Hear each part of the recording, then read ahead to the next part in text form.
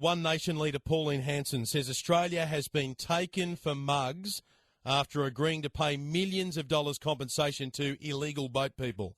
The federal government will pay out $70 million in compensation to nearly 2,000 detainees on Manus Island after settling a class action. It will also pay $20 million to cover the costs of the law firm involved in the class action, Slater and Gordon. Yes, we will pay that money. It's our money. $20 million to Slater and Gordon, $70 million to the detainees from Manus Island. 1,900 male detainees claimed the compensation for alleged physical or psychological injuries they suffered during their time in detention.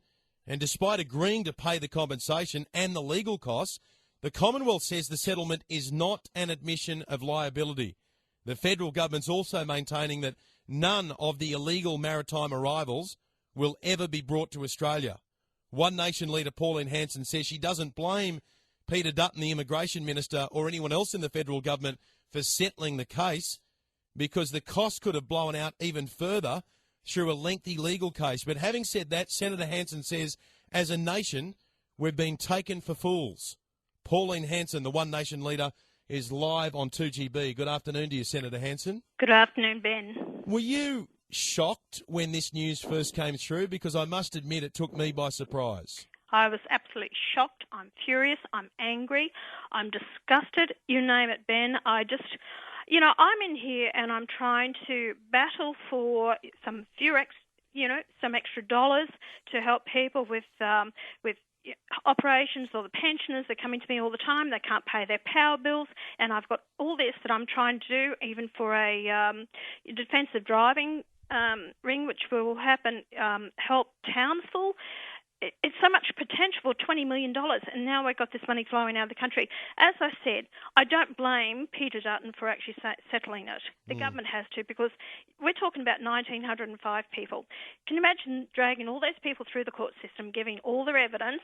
Then who makes money out of it is the legal eagles. They make the money out of it. So to settle it's going to cost us a lot less to do it this way. Who are we kidding here? Is the suggestion that all 1,905 detainees have been subjected to physical or psychological abuse? Is that really what they're suggesting?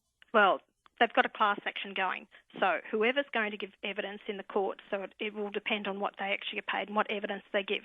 Look, Ben, I actually came across some security guards that worked up there, and they're former military men. They actually worked up at Nauru, and I don't think it was Manus Island, but what they said to me, a lot of these have done the self-harm themselves, all right? So they could actually get to Australia for health reasons or whatever. And a lot of these injuries that have occurred has from their own people, right? They've done it to themselves. There's been rape cases, the kids' pedophilia that was going on. It was not due to us or the authorities. It's because of themselves, and we're paying out for this. This is money that's going to be put into their pockets. The message will go out there. Well, come on, guys, you can still come down. You'll be put into a detention centre, and guess what? Australia will look after you. Until we get out of being a signatory on the world stage with refugees and take total control of our own borders, this will continue to go on. Like I said, we are being taken for fools, we are mugs, and I am furious about this. And this is all because the Labor Party. In 2007, there was only 4 detainees when John Howard left office. 4 detainees in our detention centres. He stopped it. It was Kevin Rudd that opened up the whole thing again. We had 50,000 come into the country. Peter Dutton's done a fantastic job to pull it back. So did Scott Morrison when he was Immigration Minister. And now if Labor and the Greens, this is supported by the Greens, they are loose bloody cannons in this place, and the way they go about wanting to deal with everything. Well, my attitude is, if you want them here, you put them up in your own home. You pay for everything. Don't expect the taxpayer to. And I tell people there's a good reason why they're still in the detention centres, because the Immigration Department and Peter Dutton and ASIO do not believe they are going to make good citizens in this country. They are not truly refugees. They are economic refugees wanting to come here and rip off this country for whatever they can. Well, we even had the former Labor Foreign Minister Bob Carr, when Labor was in office, he said that. He said, look, don't make any mistake here. the vast majority, the vast bulk of those who are arriving here by boat are economic migrants. They are not legitimate refugees. And we don't know the ins and outs, Pauline, of every person who makes up the 1,905 detainees involved in this class action. But what we do know is that refugee advocates and lawyers have attempted to convince a lot of these detainees to bung it on a bit, to say, look, if you can form an opinion in the eyes of the law that you've been victimised during your time in detention, then you're a greater chance of coming to Australia or being paid some kind of compensation. That's right, and we're paying for it. And I'll tell you, Ben, every detainee in that centre has cost us approximately $572,000 per detainee. That's what it's cost us.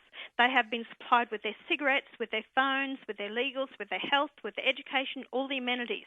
And they have not been locked up all the time. They have had free rein in Papua New Guinea to actually walk around. So, and I've seen pictures of it, whereas the refugee advocates and the other ones have shown the public false pictures and false information, what is happening up there. The whole thing is, these people have been far better looked after than we've got families living in their cars with their children or the homeless here in Australia. Yeah, you've got to remind yourself, don't you, about the background of a lot of these people who have arrived, because I can remember going back probably 3 years, Pauline Hanson, we had photographs that we had someone on Christmas Island who would take photos of the people who'd just turned up, and there were people there in designer gear, blokes who you would class as bodybuilders who were getting off boats, and you're looking at them and thinking, hang on a moment, you've got to remind yourself these are the people who had thousands and thousands of dollars to be able to pay to the people smugglers to get here, and the legitimate refugees were the ones who were missing out. That's right. And, Ben, look at the ones that have been here as refugees, frightened of their life, and yet they've gone back. One fellow went back to his country, Iran, 3 times, and he went back to get married over there and had his honeymoon over there. What a joke. This is exactly what I'm talking about. And until we actually get some common sense on the floor of Parliament and stop all these bloody do-gooders and everyone else crying about this going on and start looking after our own people, as I've said, Ben, clean up our own backyard first before we start worrying about everyone else's. In most cases, we would be better to leave the people where they are in their own countries, their own culture, send the monies over there and sort them out in their own countries rather than this expensive cost to the Australian people. You will continually have people like these immigration advocates, you'll have the solicitors, the lawyers, who see this as a trough, and they'll keep feeding out of it as long as we keep, allowing them to do it. Well, they'll have dollar signs in their eyes this afternoon. Slater and Gordon have been, well, they've received $20 million out of all of this. What would you say to the law firm Slater and Gordon? They disgust me.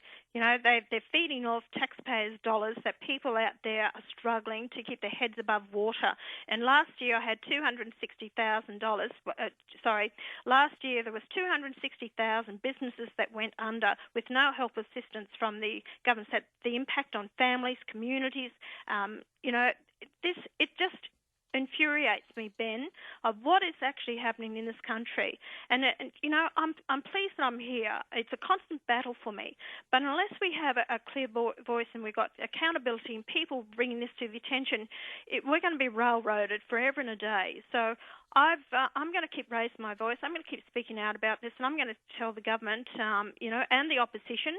And if Labor ends up at the next election in this place, heaven help us, and with control of the Greens, where we're going to end up in this country, because I think we're headed we're headed towards a third world country the way we're going. Good on you for coming on. I know you've got a busy afternoon. We'll talk soon. Thanks, Ben. The Cheers. One Nation leader, Pauline Hanson, joining us on Sydney Live. You've got to remind yourself about Kevin Rudd's role in all of this. This is a bloke who was trying to land a plum job with the United Nations only a year ago. And he was the man back in 2007 who said, I know better than John Howard. Forget about those policies that were put in place by Mr. Howard. We need to be softer and gentler when it comes to our treatment of refugees. So he dismantled the Pacific solution and the boats started coming. And they came in their hundreds and the asylum seekers came in their thousands. In the end, 50,000 of them that arrived. More than 1,000 never made it here because they drowned on their way. And now paying out $90 million in compensation to these illegal asylum seekers who arrived on our shore and then were shipped off to Manus Island.